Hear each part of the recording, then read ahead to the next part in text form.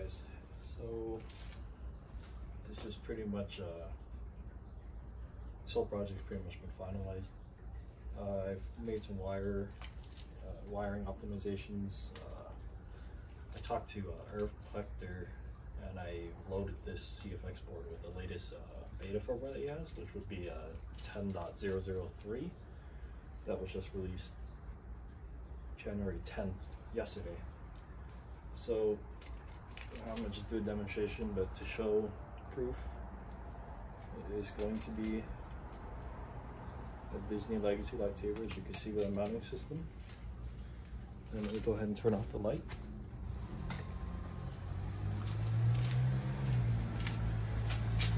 Show you guys.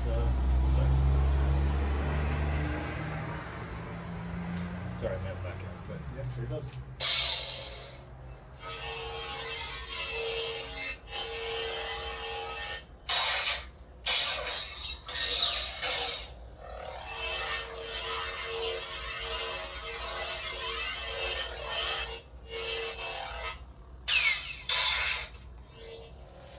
And then also has angular ignition, so up